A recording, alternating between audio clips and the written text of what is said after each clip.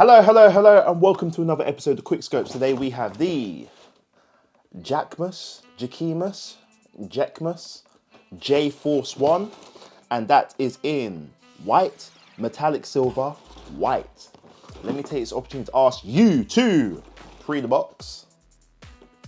Very, very nice brown box with just the little Jacquemus detailing and the little swoosh. Let me ask you to pre the paper, subscribe, ring that notification bell so you don't miss a video. Purchase links for these and the black pair and any other editions that come out in the description. Stay tuned for the on foot. So yeah, let's start from the soles up. So we have a white and slightly off-white outsole with the Jacquemus in reverse right there. There's a swoosh on the other foot. We have a very interesting woven midsole. So this midsole is composed of white rubber and we've got a woven kind of lace that intertwines between the outsole, midsole and the upper. Very, very interesting, very unique right here. And that lace is in white as well. And then we come to this upper.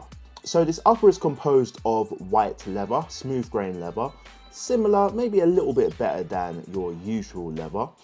And if we start from around the toe, you'll see that just white leather around the toe and on the toe box.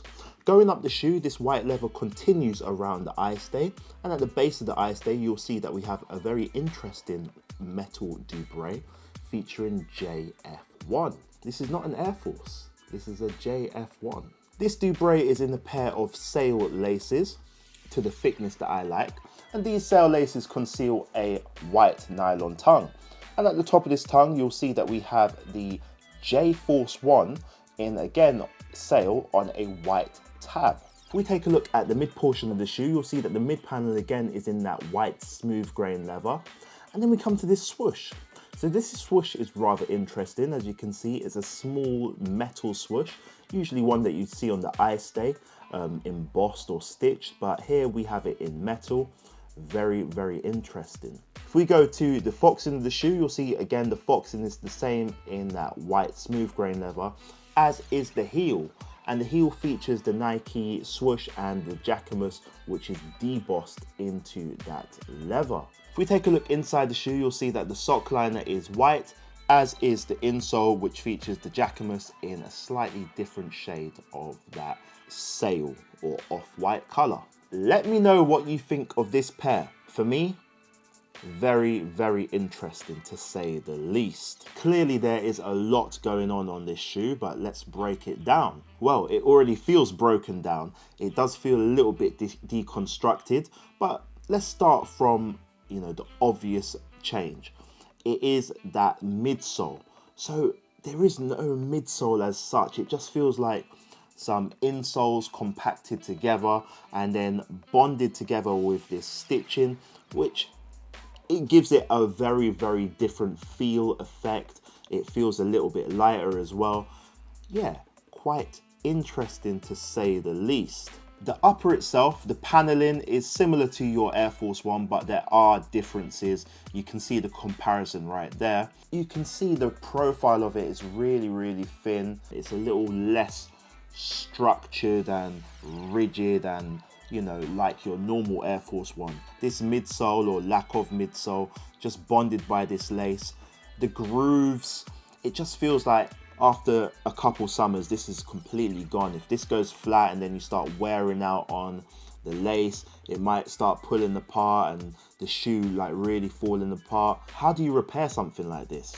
I'm sure it can be done, but it's a bit more difficult than a regular sole swap. One interesting fact of the midsole is that there's no glue bonding any of this together. It is just literally that stitching, which is, it is quite unique. There's no adhesive between the insole and the, whatever is the midsole. So yeah, some nice factors, some nice interesting elements of this shoe, but again, the durability, and as we saw earlier, it's quite thin. So You know, let me know what you think of this pair. Another element which I'm not too sure about is this swoosh. This swoosh is far too small. You know, it's trying to just be minimal and, you know, let the shoe speak for itself. But I just don't know. I'm not too keen on it. You don't really see little swooshes like that about. I would prefer the regular dual swoosh. But then again, I think it does fit the aesthetic. But personal preference, not for me, this little metal swoosh.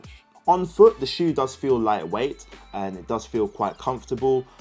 It's a different kind of feel, but it does fit like a normal Air Force One. Obviously, attributing to that midsole and the changes to the liner itself, it does make it, you know, feel a lot lighter on the foot, which is a good thing. A detail I do like is the Dubray. The JF1 is really nice, and this brushed stainless steel or whatever it is, Dubray is really cool as well. The outsole is pretty cool as well with the swoosh and the Jacquemus in reverse, so if you leave a footprint, it will show up correctly. I do like that detail right there. It does make an impression in more ways than one. Taking a look at the laces on this one, we do get sail laces, and I don't like them here. I don't like them at all. What's interesting as well is that we've got leather aglets and they're stitched in. So I don't think you can remove this lace without damaging the lace. So if you want to do a lace swap, get your scissors out. It does match the little aglet on the lace on the midsole. Having to destroy the lace to be able to remove it, I suspect, I don't like that at all. If there is a way to remove it without taking off these aglets, please let me know in the comments. But obviously it just doesn't fit through the lace holes. I would have preferred a white lace, or if this lace matched this lace, I think it would have been good. So if it was both white or both sail, I think it would have worked well, but it just doesn't, I don't know, the aesthetic doesn't carry well with a different color lace, in my opinion, of course. If there was other elements of sail around the shoe, then maybe, but there isn't. It's just really here and on the outsole. With all that being said, I give these a 4.5 out of 10. I think far too many changes for me, in my opinion. Not really my cup of tea. It is nice to see different things to the Air Force One. It's all part of the lineage, all part of the greatness of the silhouette, but this one, just not for me, in my opinion. But let me know what you think. How do you compare these to the black pair? So they do come in black as well.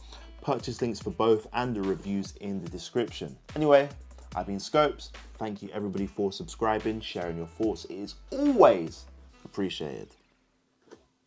Signing out. See ya.